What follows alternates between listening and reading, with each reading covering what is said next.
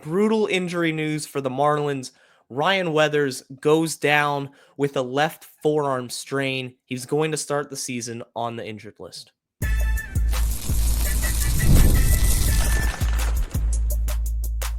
You are Locked On Marlins, your daily podcast on the Miami Marlins. Part of the Locked On Podcast Network, your team every day. Welcome into Locked On Marlins. I'm your host, Jeremiah Geiger. Go hit me up on X at Jeremiah Geiger2. And thank you for making Locked On Marlins your first listen of the day, part of the Locked On Podcast Network, which is your team every single day. Make sure you subscribe to the YouTube channel. Let me know your thoughts in the comment section. Leave a like, and of course, share the podcast with your friends. Today's episode is brought to you by FanDuel. Right now, new customers can get $200 in bonus bets when your first $5 bet wins. We got a lot to talk about on today's show. I have the mailbag, a lot of great questions, and I'm going to get to all of them. But first up, we have to talk about Ryan Weathers. He's down with injury, a left forearm strain, is going to start the season on the injured list, and it's a really tough break both for him and for the organization. Last year, he missed a lot of time with an injury, but when he was healthy, he was really effective and pitching really well. Had a great spring. The velocity looked good. Just overall, it looked really promising for Ryan Weathers heading into this season.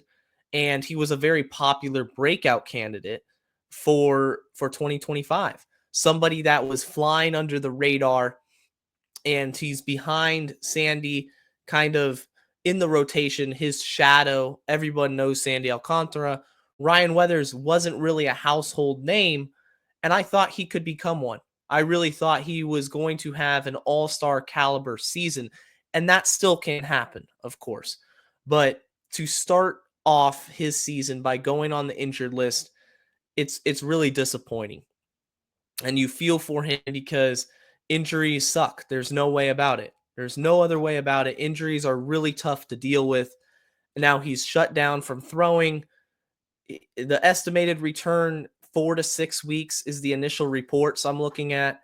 So a month and a half. And of course, when it comes to anything to do with the arm, you want to be cautious and cognizant of it, and you want to avoid any setbacks. But that is the latest injury for the Marlins. And it affects a position group, the starting rotation, which is already thin. The depth is thin behind Sandy and Weathers. And now a lot of new faces are going to have to initially come into the rotation and eat those innings. Almost sneezed there. But yeah, Ryan Weathers, it's just disappointing. It's a really disappointing situation. And the Marlins have a problem now, and it's starting to make itself more obvious. The pitching depth heading into this season was already thin. They signed Cal Quantrill.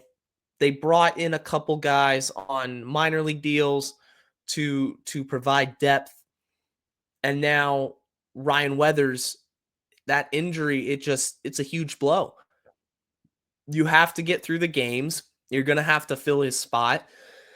Valente Bayozo will be in AAA, but could he be called up? Adam Major, it makes it more likely that Adam Major could break the opening day rotation, and they call him up. There's a couple names to watch for. I think Jansen Junk is another one who actually started in his most recent game. He started, had a good outing, pitched into the 4th inning, I believe, but he actually left with a trainer, and they said it was back spasms. Now, back spasms can be severe. They can be not as severe, so they're going to reevaluate him and see where he is moving forward, because if something is bad with him and it's more severe than you initially think, then you got to take Junk out of the equation to start the year. So this pitching rotation, the Marlins as a whole, before the season has even started, they're now dealing with with multiple injuries across the board. Jesus Sanchez goes down with the oblique injury. Ryan Weathers now has the arm, the forearm strain. You have Edward Cabrera dealing with the blister. Those are all players on the big league team, on the 26-man roster, who are not going to be able to start the season and produce. And you look at the schedule for the Marlins. I had a mailbag question I'm going to get to later. The schedule is really brutal to start the season. There's no easy path. There's no give me series. Like, you're thrown into the fire. Once opening day starts and the games count in the standings, it's go time from here on out. It's a huge blow. So it's frustrating. It's frustrating because the other part of this that I want to talk about, you remember when Peter Bendix and Bruce Sherman got up in front of the media and they were talking to the media, and Bruce Sherman goes, "We have the second largest weight training facility for the players in all of baseball." And it was a strange comment for the owner of a Major League Baseball franchise to publicly brag about his weight facility. I don't know the Marlins conditioning. I don't know the Marlins strength and conditioning programs. But what I do know is that you have two key players now, Ryan Weathers and Jesus Sanchez. I'm not going to count Edward Cabrera as a key player because I don't think he's reliable enough and has the potential like Ryan Weathers does. But they're both done to start the year. They're both going to be missing games.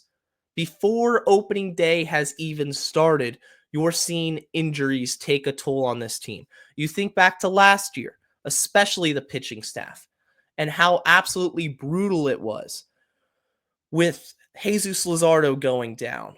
Ryan Weathers missed a lot of time. Braxton Garrett missed a ton of time. He ended up getting Tommy John surgery this offseason, but he was pitching very well last year. He missed time with injury. The Marlins were devastated by injuries. And going into this season, it was the hope that you could fight off the injury bug, improve your strength and conditioning programs. I mean, for goodness sake, you have the second largest weight training facility. It's so important to the organization that the Marlins owner publicly talked about it. And I'm not saying that these injuries have a direct correlation to the weight training facility. But what I am saying is that injuries right now are starting to become a problem. And the Marlins conditioning as a whole, their strength and conditioning program, has to evaluate that and has to do whatever it takes in order to try to prevent more of these from happening. It can't happen. This team will be awful. This team cannot afford injuries. It's the one key to have a successful season from a big league point of view. Just avoid the injuries. Get the young guys in there. Let them play every day. See what you got. And let them stay healthy. And unfortunately, Ryan Weathers out for a month and a half at the least. Hopefully it's not something that continues to bother him moving forward. I'm going to talk about the mailbag, get into your guys' questions. That's coming up right after this. March Madness is here, and FanDuel is giving you the chance to get in on the action like never before. Right now, new customers can get $200 in bonus bets when your first $5 bet wins. That's 200 extra bucks to use on everything from buzzer beaters to Cinderella stories and even who's cutting down the nets. If you got your eye on a few underdogs this year, maybe McNeese won, upset Clemson. So maybe you got your eye on McNeese, the Cowboys. FanDuel makes it easy to back them with spreads, totals, and game props. With tournament games happening almost every day, there's always something exciting to bet on. The FanDuel app is easy to use, and when you win, you get paid instantly. There's no waiting around. So visit FanDuel.com and get in on the college hoops action all tournament long.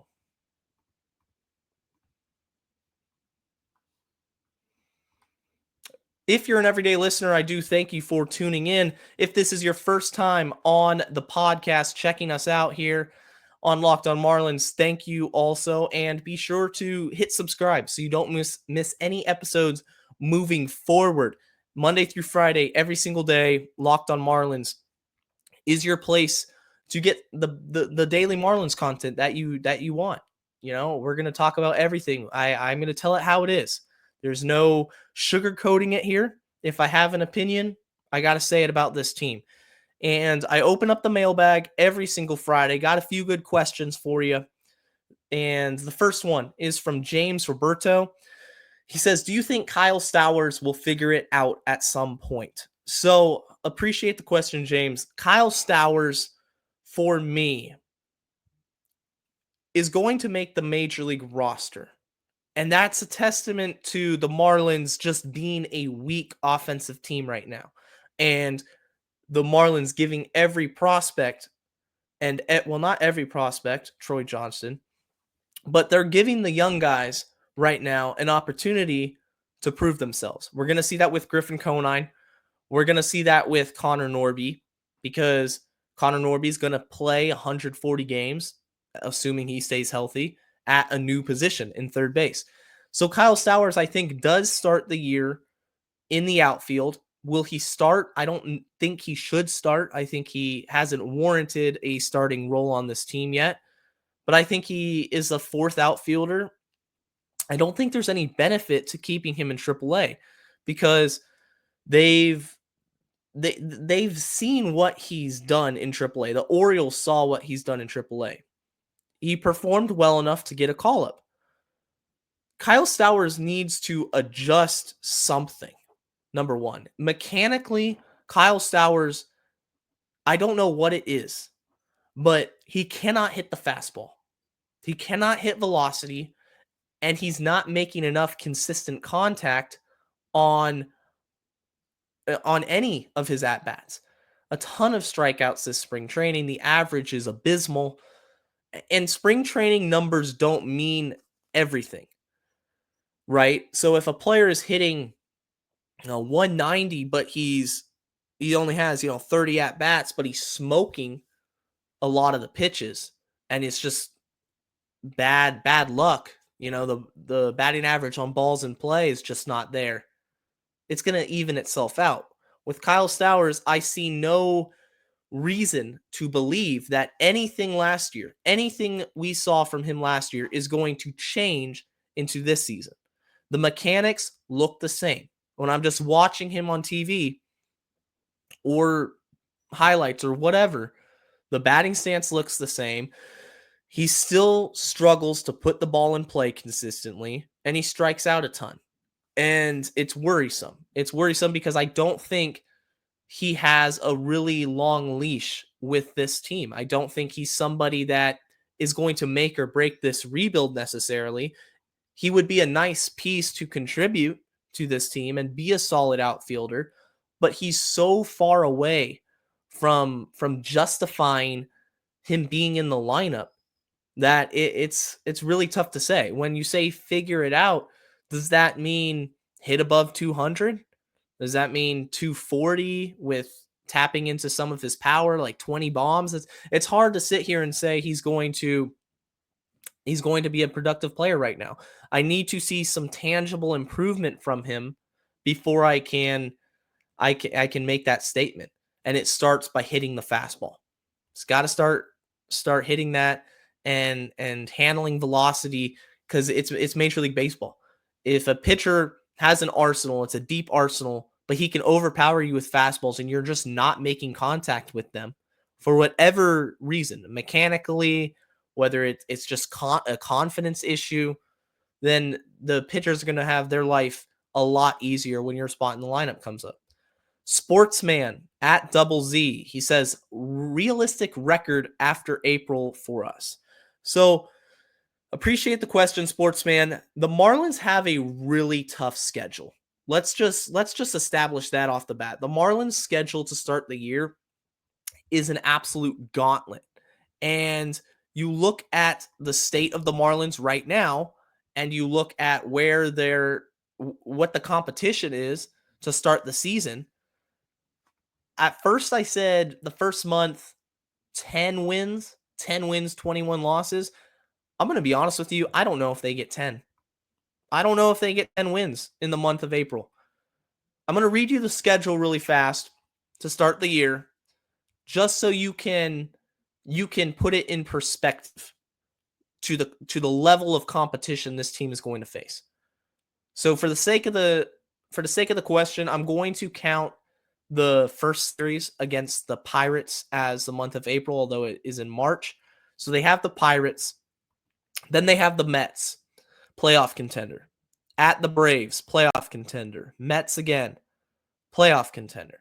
Nationals. Okay, that might be one series in which you're not totally outmatched. Then you got the Diamondbacks, the Phillies, the Reds, the Mariners, and the Dodgers. All of those teams are expected to at least compete for a playoff berth. And it would be a disappointment to those teams and their fan bases if they didn't make the playoffs. There's a legit path for the Marlins not winning 10 games in the first month of the season. And you add the Ryan Weathers injury, you add Jesus Sanchez being out of the lineup for the first 2 weeks, it weakens the lineup, objectively weakens the lineup. It weakens the depth of this team with Weathers being out for the entire month. Things could get ugly. They could get ugly really fast. Josh says, what do you think your main takeaway will be after the first week of the regular season? So going back to it, first week, Pirates and Mets. Well, the first takeaway I have, I'm glad Sandy's back. I mean, I've been looking forward to opening day for a long time now, and Sandy's return. So if we're looking strictly off the first week, I'm going to be watching Sandy, and I'm going to be watching Max Meyer. The lineup, I don't think you can really create a narrative based on 1 week. You're going to see possibly some guys get hot to start the year. Maybe they won't. Maybe the Marlins don't break 5 runs within the first week. Like, they don't score more than 5 runs in a game. And I'm going to sit here and say this offense is what we thought it was and not very good. But Sandy Alcantara and Max Meyer, I want to see their starts. I want to see how they do. See Max Meyer in particular, just because I've seen how he's adjusted in spring training and the fastball characteristics look a lot better. He's incorporated a sweeper. He's incorporated a sinker. I want to see how much he throws those pitches in a real live setting against real competition and the best hitters that the opposing team has to offer. So I'm going to really watch that. But the first week is we're going to see what happens. You know, it's wait and see with these guys to start the season. Maybe they start off 4-0 and they sweep the Pirates and everybody's like, whoa, this is amazing. But it's the Marlins. I'm tempering my expectations entering this season just because I know that the state that they're in. Coming up next, I'm going to finish up the mailbag. Got a couple more questions. I'm just going to talk a little bit more about the Marlins, the tough sledding ahead for this team. It's tough. It's tough being a Marlins fan sometimes, guys, but hang in there.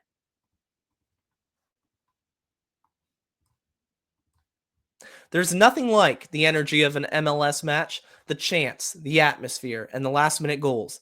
If you want to experience it all live, Gametime makes getting tickets easier than ever. With last-minute deals, all-in pricing, and a lowest price guarantee, Gametime takes the guesswork out of buying MLS tickets. Plus, ticket prices actually drop as kickoff gets closer, so you can score amazing seats at a great price. You will love the exact view from your seat before you buy it. There's no surprises when you get to the stadium. Yeah, you can actually look at the picture of where your seat's located. I've used Gametime before. It's actually one of my favorite apps to use when I'm buying tickets because the all-in pricing, number one, there's no fees. There's no hidden fees. It's not going to say $150 and then you go to checkout and it's really 195. No, it's 150 is 150. And then you can see that view, that panoramic view of your seat. So you know what to expect when you get to the stadium. Take the guesswork out of buying tickets with Gametime. Download the Gametime app, create an account, and use code LOCKEDONMLB for $20 off your first purchase. Again, create an account and redeem code LOCKEDONMLB for $20 off. Download Gametime today. Last minute tickets, lowest price guaranteed. And now this video from the bracket breakdown. The NCAA tournament is here, and so is the bracket breakdown. Locked On Podcast Network and Amazon Fire TV channels are teaming up to deliver NCAA tournament coverage like never before. Watch studio shows featuring former players and Locked On's local experts as they guide you through every upset, buzzer beater, and bracket matchup. Stream it all for free on Amazon Fire TV channel. Search Bracket Breakdown to see it all for free. It's your team every day. A reminder, if you want your comment or question featured on the show, hit me up on X at Jeremiah Geiger 2, or just leave a comment down below in the comment section. Every Friday is the mailbag episode. So just a quick reminder there.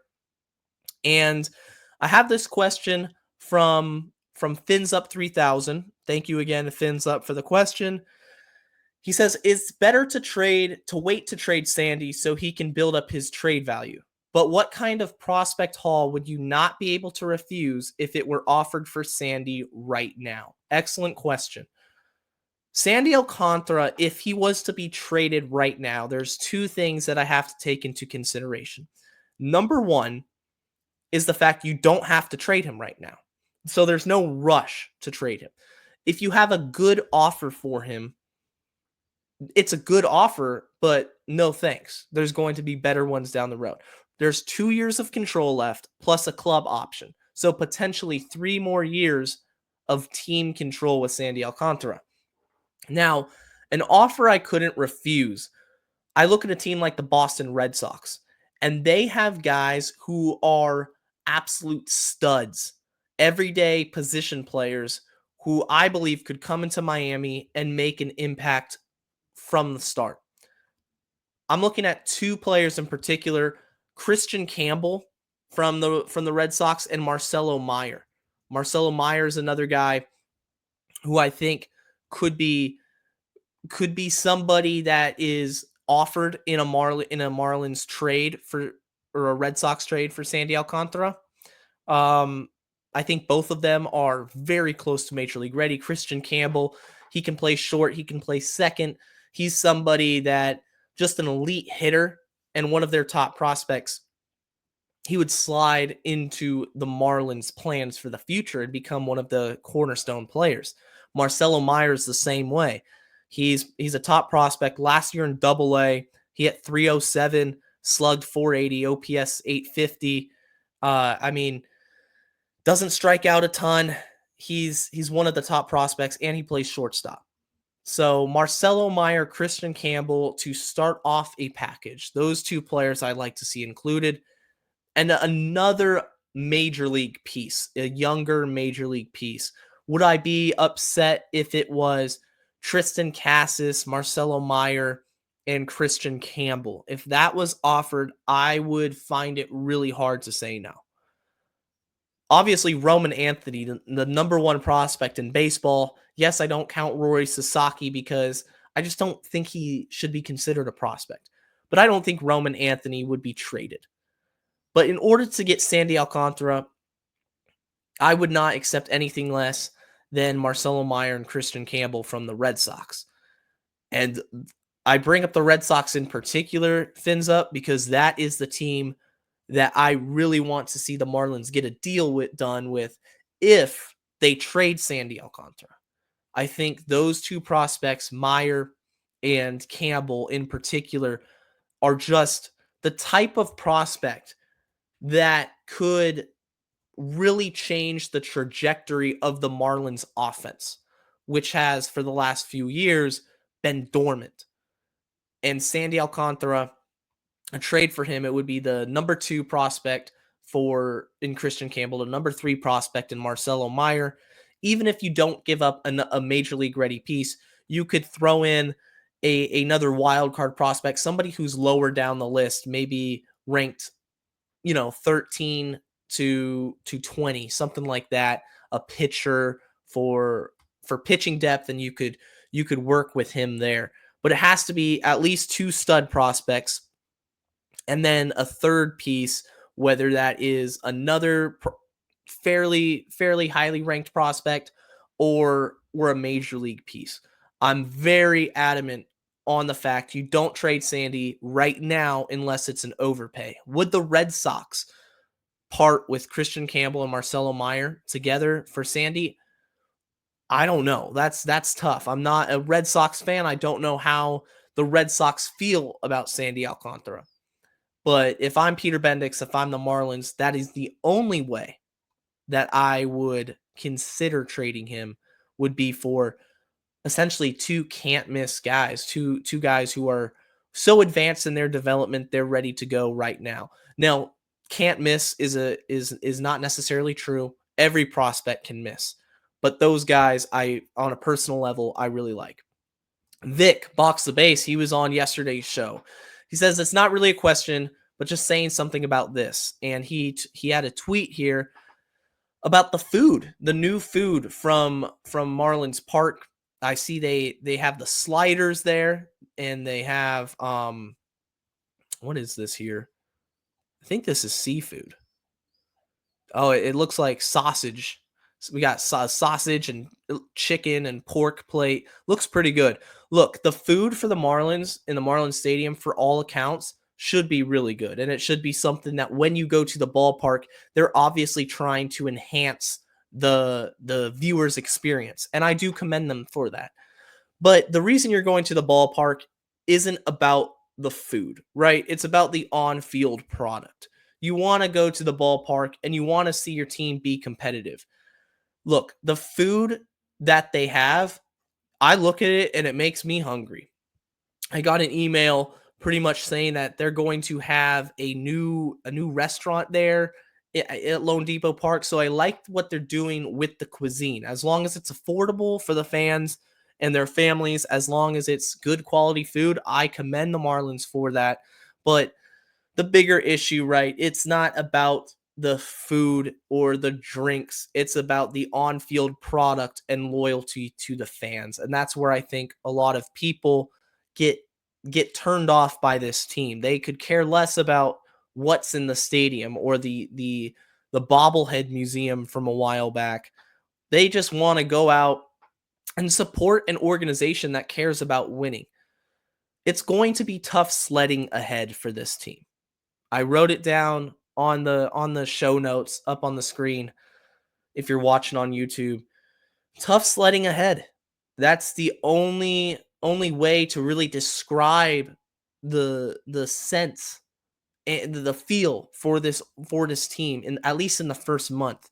When Ryan Weathers, when the injury news broke, it was really hard to digest that, because it was somebody that you felt like could take that step forward and was going to have a full healthy season. And health for the Marlins, it's so fleeting. The Marlins and injuries seem to go hand in hand all the time. So prepare yourselves. I talked about the schedule earlier, for a rough start to the season. But like I've said before, and I'm going to say it again to close this out, winning and losing doesn't necessarily dictate a successful season for the Fish. Development of your players and staying healthy will. When you go through adversity, when you go through these challenges and the losses start to pile up and you feel yourself slipping behind the 8 ball and it's just crashing down, how does the new manager, Clayton McCullough, rally the troops? How does everyone stick together and make sure they're on the same page day in and day out, regardless of the record, to come in to work every single day with a good attitude and a determination to get better? What I don't want to see is guys take steps backwards in their development. I do not want to see regression back to to bad habits or sophomore slumps. Everything should be moving forward, and that's the acceleration of the rebuild that I want to see. Thank you, everybody, for checking out Locked on Marlins, watching or listening to the episode. That's going to do it for today's show. And until next time, stay safe and let's go fish.